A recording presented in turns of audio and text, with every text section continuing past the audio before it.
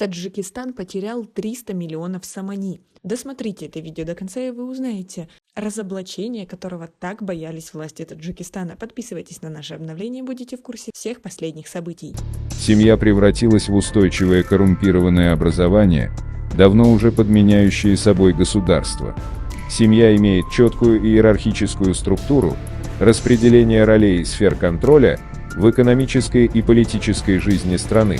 За 9 месяцев 2021 года Таджикистан потерял 300 миллионов сомани. Об этом заявил заместитель директора Агентства по государственному финансовому контролю и борьбе с коррупцией Сулаймон Талбакзода на заседании парламента Таджикистана. По его словам, за этот период сотрудники агентства провели почти 750 проверок, в ходе которых выяснили, куда были потрачены деньги.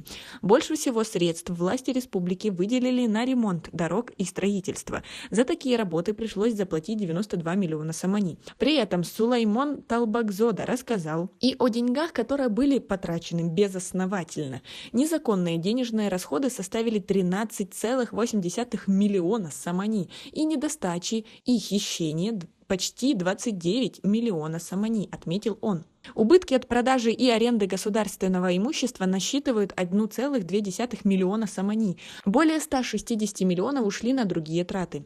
Представитель агентства уточнил, что в государственный бюджет вернули более 70% от потерянных средств. Их возместили за счет налогов и убытков. Конечно же, все свои хищения власти пытаются закрыть за деньги обычных людей. Как вам такое? Свои ответы напишите нам, пожалуйста, в комментарии. Организация продолжает применять необходимые меры по возвращению денег. В свою очередь, председатель парламентского комитета по экономическим и финансовым вопросам Машраб Курбанали сообщил, что за 9 месяцев 2021 года в госбюджет поступило почти 21 миллиард сомани. Это на 5% больше, чем планировали власти республики. Жена президента официально не занимает никаких должностей, открыто не фигурирует ни в каких политических или бизнес-делах, но именно она управляет интересами многочисленных родственников, о существовании которых сам Рахмон может и не знать.